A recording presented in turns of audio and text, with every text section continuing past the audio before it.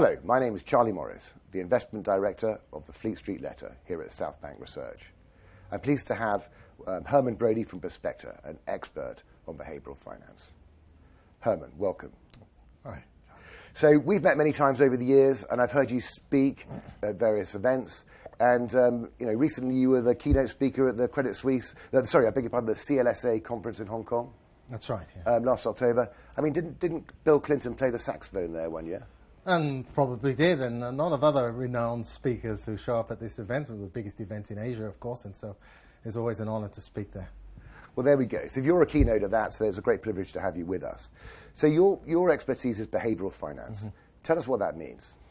Well, it's about looking at economics and taking advantage of some of the lessons that have been learned from the social sciences, basically, to improve our economics. You know, any economic judgment is based on some assumptions about the economic actor, be it the saver or the consumer or the investor. And some of those assumptions are not very realistic. Many of us are not going to recognize ourselves in those assumptions. Whereas the psychologists and the social scientists, they know a lot about human beings. And so what we do is we try and take some of that knowledge and use it to improve our economics in order to be able to make more realistic assumptions and to make better forecasts in economics and hopefully to make better money. You put it so well. So I'm going to talk to you about a bit of feedback that I get from Fleet Street Letter readers. And they're often writing in saying, some investment that we've got in the portfolio has gone down by a few percent. Should I sell? Mm-hmm. Equally, they might say something's done very well and it's up by 25 or 30%. Should I take a profit? Mm-hmm. How would you answer those questions? Without being specific on the company or the investment, how would you answer those? Well, the first thing I would ask them is, what were their intentions before they bought the stock? So did they ask themselves the question, well, if this performs well, at what point am I going to take my profits? Were there any rules which were put in place beforehand to describe or to tell them how they're going to behave in the future, irrespective of the outcomes? So investing is a plan. It's a plan to make some money, but it's also a plan for limiting losses. And therefore, what does your plan tell you that you should be doing? Very often what tends to happen is when there is a profit, people are motivated to take it, even if it's not reached the level where they thought it could possibly go, or the estimations for the fair value have even shifted over the life of the investment. But there is a motivation to take profits when profits are on the table. That's a very human preference. And on the losing side, when people are experiencing a loss, an unrealized loss, there is a tendency to adopt a much more generous attitude to risk and to leave it a little bit more and with the hope of getting out at break even. Now, that is a very robust characteristic of human decision-making, human investment behavior. It's one of the most robust characteristics of human behavior altogether when we're faced with uncertainty. It's called the disposition effect. And in my opinion, that this desire of people, especially on the losing side, to want to take more risk in hope of making money back is probably responsible on its own for some of the greatest disasters in the whole of financial history. So, to elaborate on that, so let's say we buy a stock for good reason at half book value, mm-hmm. Yeah, and we know that historically this stock has been between half book value and maybe a little bit over book value at the top of the cycle, yeah. So we're hoping to double our money, but if we get a 25 or 30% result quite quickly, mm-hmm. then we become impatient for the best bit that lies ahead. Yeah, is that right? Exactly right. As soon as there is any profits on the table, and the quicker it comes, the more it appears as a windfall, the more powerful is this effect. We're more likely to want to take that money and run, even though it was not part of our original goals. Right, so the next investment we're going to make, we buy at half book value, and it goes to 0.4 book value. It wasn't such a good idea. Yeah. Now, why do we run for the hills at that point? What is it that makes us do that? Well, we don't run for the hills. We're more likely after a loss to want to give it a little bit more breathing space. The problem is, there was nothing necessarily wrong with that if you're based on correct valuations, if your valuation estimates are fair in the first place. But what if it goes to a quarter of book value or 10% of book value? Chances are you probably made some mistake in your original estimations. In which case, we should be ready to update our knowledge in light of this new information, but we don't. We tend to get stuck in our original mode of thinking. We tend to be reluctant to admit we've made a mistake. We tend to be reluctant to realize a loss, and we become fixated, with the prospect of making a loss and having this permanently on the books. And by adopting this more generous attitude to risk, in fact, we're exposing our wealth to significant drawdowns. So you're saying that a normal human who's inexperienced in investment runs their losses and takes a profit at the first opportunity, and that's the worst thing we can possibly do, when actually all the greats in investment tell us to run winners and cut losers. Right. And so we kind of do the opposite until we kind of do the opposite to what we're supposed to be doing. Or is it water our weeds and cut our roses, is how I've also been put it. Yeah. So do you think experience helps with that, or is it something we just need to be aware of? To some degree, experience helps. So there is ample evidence to suggest, for example, that professional investors are less prone to this disposition effect than private investors. But this doesn't by any means that professional investors are immune to it.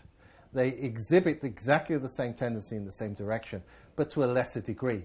And if you look at the worst performing fund managers, so the bottom decile performing professional fund managers, their behavior is indistinguishable from that of retail investors.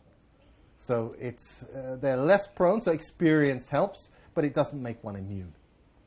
So this naturally leads on to the momentum effect, why trends exist.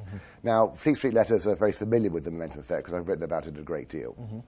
And to reiterate, it's stocks do well that have already done well, and stocks that do badly have already done badly.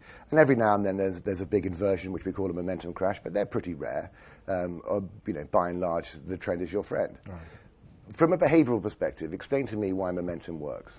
Well, if the disposition effect is correct, and there is ample evidence to suggest that this is a very robust characteristic of human behaviour, and it's universal. So everybody seems to be doing it all around the world, irrespective of cultures and countries and so on. After gains, we want to take profits. We're motivated to take profits. After losses, we are motivated not to realize those losses. Now, let's say you get a piece of unexpected news, like an earnings announcement. Positive earnings surprise, stock rises. Now, investors are going to want to take profits. Now, there could be good reasons for taking those profits, because valuation reasons, number one. But at the margin, there's going to be a little bit of profit taking, which is going to take place because there is a profit. So a little bit of extra selling is going to come into this market. And that little bit of extra selling is going to have the effect that it's going to depress the stock price by a fraction. So the stock price is not going to fully reflect the full weight of that earnings surprise.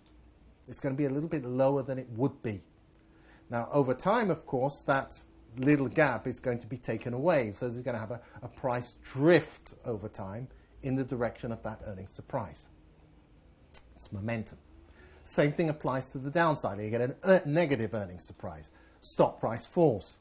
But some investors, because there's a loss, they don't want to sell. So at the margin, that stock price has not fallen as far as it should as a function of that surprising news because of this disposition effect. Now, that little gap over time, of course, is going to be erased and the stock is going to catch up to where it ought to be. So you're going to have a negative price drift. And hence, the disposition effect says that you should have momentum. Now, you're not going to get momentum everywhere because, of course, we're only going to we're talking about perceived gains and losses. Now, an earnings surprise is not going to, the positive earnings surprise is not going to bring profits to everybody. It depends on where you bought in the first place, yeah? But if everybody has bought, so let's say you have a stock which has done well for everybody, you know it's widely owned. It's done well for everybody. Everybody's sitting on gains. You get a positive earnings surprise. Everybody perceives a gain, and everybody suffering from the disposition effect is going to leave this little margin of extra selling. That means that the stock where everybody is winning and it's widely held is the most likely stock to deliver momentum. So where everybody's winning already. It's the same applies to the downside. If a stock which has performed badly and it's widely held and everybody's losing money, and you get a negative earnings surprise, everybody, you can be sure, is going to perceive a loss, and you're going to have the disposition effect kicking in, meaning that they are not ready to sell. There's more of a drift to the downside. So the disposition effect predicts not only you will see momentum, but it also will inform you where you should see that momentum. So positive momentum should come from stocks which are widely owned, which is everybody has made, is done well for everybody. These are the stocks, when you get a positive surprise, are the ones precisely where you should see momentum. And now you can imagine that's completely counterintuitive for everybody. The first thing they think of at that moment is, oh, I better sell. But not only should I take profits, but I better sell before everybody else takes profits. But that is precisely the reason why you get this artificially depressed prices. So that's exactly where you should see the positive momentum. And the same to the downside. It's the stock where it's widely held, everybody has lost, negative surprise. That's exactly where you should see pursuit of the downside. And that's probably, I mean, to go to examples, which I know you don't want to talk specifically about individual stocks, and I respect that, but broadly speaking, the leading tech stocks in the world right now are very widely held. There's no secrets about them. Everyone knows who they are. And they keep chugging along. And because they're so widely held, they're actually trading at multiples which probably aren't as high as they otherwise would be if people didn't already own them. Absolutely. And then you could say the same about the credit crisis in 07, 08, when the banks started to collapse, and they were massively widely held, and the downtrends lasted for 2 whole years. Yeah. And because most of the time, the price you're seeing on the screen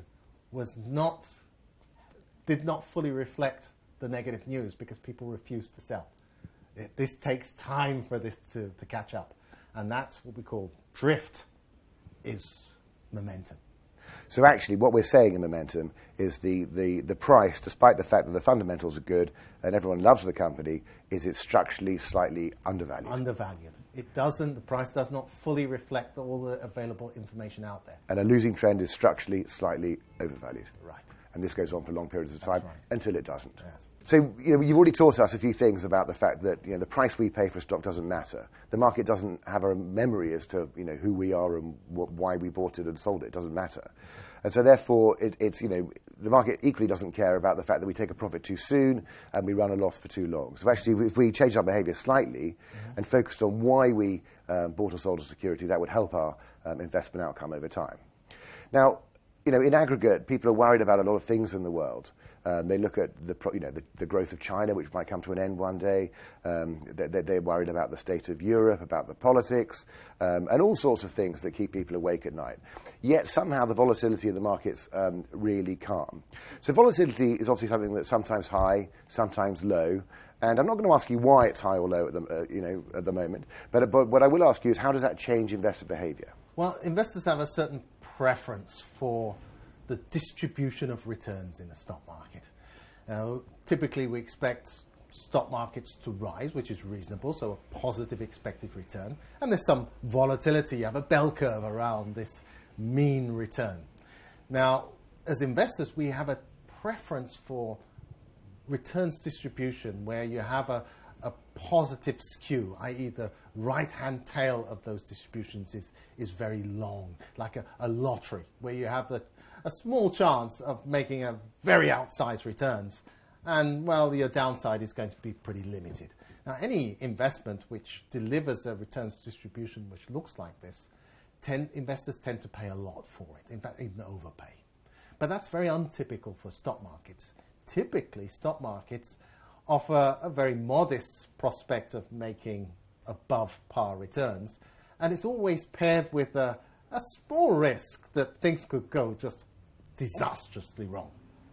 Now, at the moment, that is not the case. In fact, the probability you get slightly above par is similar to the probability you get slightly below par. So you have a returns distribution which is nicely symmetrically surrounding a positive mean. And this means that investors are not particularly worried, and there's a tendency to rather want to overpay for such investments. So in fact, the overall market as a whole is presenting investors with a situation which they find rather comfortable, rather convenient. And of course, in such an environment, there's a likelihood that they overpay. Now, historically, and I'm saying historically going back, let's say, 150 years or so, at least in the US market, and almost as long in the UK market, we've seen that the returns distribution of the equity markets is not like this. It is negatively skewed, which means that we're probably overdue for some sort of negative event. It doesn't need to be massively negative, but just a reminder for investors that there is no one-way bet and the price markets appropriately. So the consequence of not having a negative episode, not in the broader market as a whole, but in one or two key stocks, large stocks, is causing some amount of complacency. And so would you agree that a stock market that's less volatile, which has in recent history delivered happy results for people, does that attract more capital into the market? I would certainly say so, yes, because people are less worried about it, yes. And to your other point, stocks with unusually low volatility are also more attractive than stocks with high volatility. Would that be right? Well, it becomes more predictable, so our confidence surrounding the predictability of those stocks is going to rise, even though they have not necessarily become more predictable.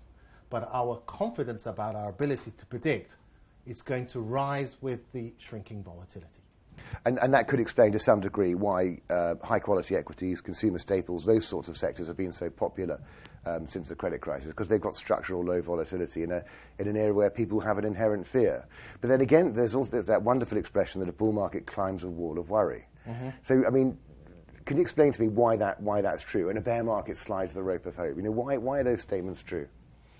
Climbing the wall of worry, this is quite reasonable, because we're essentially over the bull market, we're changing our reference points. So bear in mind that you have the possibility to, let's say you're buying a stock, you're worried about the downside because stocks are negatively skewed. You worry about that as soon as I buy this stock, we're going to have this negative episode. Or it's almost as if the market knows that I've just bought and it's going to subsequently fall. And we're concerned about this, and therefore it causes us to price in a risk premium into that market. And of course, we're focusing on the news which is going to support that worry. But as the market starts to rise, our reference point changes from the price that we originally bought it to the market price, and we start to make projections for the future which include higher prices. Not necessarily the same investor, but investors as a whole start to make projections for higher prices. And those higher prices require a narrative that supports, which means you're going from a situation where, I'm terrified, the median investor is thinking, the market knows I'm going to buy this stock, to one where we start making projections for stock prices which are even higher than currently prevail. And so, of course, the news narrative has to change over the course of that cycle. So there's some fascinating insights you provide us with. And the really good news is that you've been signed up to write a book, haven't you? Yes, that's right, yeah. So actually people can because there's a lot to take in this short interview and, the strange language you come out with about psychological behavior. But really it's one of those subjects we need to sit down and absorb slowly. But really the main point is cut losses and run profits, isn't it, if you wanted to summarize everything into a nutshell? That's right. That's right. It's basically to have a plan and to stick to it. Yeah. Tell me about your book. I'm looking forward to reading it. No doubt I'll cover it when the time comes. Well, this is a very specific area of behavioral finance. And basically, we were looking at what is it that motivates a client to choose one fund manager over another, or to choose one financial advisor over another. Now, you can look on paper and these two fund managers are of identical performance, yet one is chosen when the other is not, even though sometimes the performance is even worse of the one that's chosen than the one that was left behind. And, during the difficult phases in the cycle, some managers, lose mandates, or advisors lose clients, and others don't, even though the performance is exactly the same. What is driving those decisions? Now, we're tempted to think that an evaluation of a fund manager is on a single dimension, good, bad. But in fact, that is not the way that we perceive our financial counterparties. In fact, we perceive people on two dimensions. The first dimension has to do with what do I believe are that manager's intentions towards me? Is this manager going to have my back in the future, or is he going to be opportunistic and put his own firm's interests ahead of my own? So what is his intentions towards me? And the second dimension is, to what extent is that fund manager competent to act on those intentions? Now, the combination of judgments on those two dimensions is what you and I would commonly refer to as trust. So what this book is about is going to be the science of trust. What is it that causes trust to be created and for it to be developed over time? Now, I will show that when you have a high trust relationship, it brings huge benefits, both for the fund managers. This is not just true in fund management. And not just true in fund management. I want to focus on the financial services industry. But also for the clients. Tangible advantages for both. However, the task of creating those high trust relationships falls exclusively on the financial service provider. So it's the fund manager that has to do all of the work. It is the financial advisor that has to do all the work. And I intend to show them how that should be done. What are the mechanics and the science behind the creation and the building? Are you suggesting they can't just delegate it to their marketing team? They have to do it themselves? Well, it's the marketing team, but it's the fund management firm that has to do all of the work, not the client. It doesn't have anything to do with the client, whether a high trust relationship exists there or not. It's all the firm. And I want to just finish on a slightly flippant note. And there was that wonderful film, The Wolf of Wall Street, which of course none of our firms are anything like that. Yeah. And there was that great moment when he says, "Sell me this pen." Mm-hmm. I should hold a pen, but I haven't got one. I should have had the prop with me. I'm sorry for that, Herman. So how would you advise someone to sell a pen? Well, the first thing you want to do is to influence the reference point. Now, if you can, of course, the starting reference point is the person doesn't have a pen. So it's obvious to illustrate that you don't have this pen. And if you can convince the person with some social proof that everybody has this pen, you are the only one that does not have that pen. And you wrap up the achievements that could be had with that pen. Not that we're looking at baseline probabilities, the kind of things that people normally do with pens, making notes and so on. But you have to build a very detailed, a very colorful scenario around the use of that pen. The more detailed, the more colorful, the more dramatic it is, the higher the probability that somebody will see it as being part of their reality. So you've construct a very colorful story about the wonderful achievements that you will be able to realize with that pen. So a nice colorful story about the bestseller you're going to sign, or you're going to sign a contract for a star performer or a new enterprise, and everything that's surrounding that pen has to be in as much detail, as much drama, colorful, sexy as possible. So those are the directions to go for the selling of pens. You could write a great work of a great music score, or a wonderful book. Or you could fend yourself off from an attacker in the dark alley on your way home that evening. But if I said to you, 3 for 1, 3 pens for 1. Yeah, the first thing I'm going to think of is that the pen is only worth a third of the price you were originally selling it for. And that's the first thing that will come to my mind. It changes the reference point, but not in the correct direction. So that's not. So why do supermarkets do that then? Well, when you're talking about very low amounts, of course, then some of these things start to... If you're talking about a pen which is only worth 20p, then this is a value which falls below the level of our perception. We don't actually perceive 20p. 20p and 0, it's indistinguishable from one another. But if you're talking about something, if this is a gold-plated pen, sure, then if you offer 2 for 1, then it's not going to work. So nobody's going to offer 2 for 1 on a £200 pen. So you're really specifically referring to supermarkets do this because we're only talking about low prices which are below the threshold for human perception. Apple doesn't offer two iPhones for 1. Okay, before we finish, I was going to ask you that whole question about luxury goods, where Economics 101 goes out the window, because we all know that if you produce more, the cost should come down and all the rest of it. And yet, supply and demand has got those efficient crossover points. And yet, when it comes to supernormal profits and very high-priced luxury goods, economics goes into reverse. The more you charge, the more people must have it, particularly with handbags and ladies. I'm sure there's some ladies watching. I don't mean to be sexist, of course, but why is that the case? Yeah, because those luxury goods, they're status symbols. Now, there's nothing that people like more than something which is scarce, that other people want, which is in short supply, because the ownership confers to the owner status. And human beings, we are social animals. We're intensely social animals. We want to be part of social groups. We want to attract the admiration, status, recognition from other human beings. And in order to do this, we tend to go after status symbols, because it shows to other people that we are somebody who's worthy of recognition. We're worthy of the attribution of status. And those luxury goods are nothing more than status symbols. And as a result, the demand for them outstrips anything which is, makes any kind of economic sense, but it makes social sense.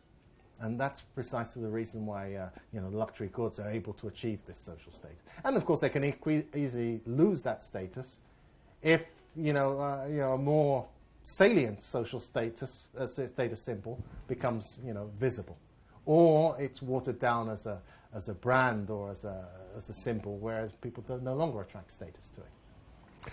Well, Herman, we've summarised. We've covered quite a lot of ground here, and I'd like to thank you very much for your time, in particular your top tips that we can actually get better investors just by understanding of the mistakes that we commonly make as human beings and trying to apply them.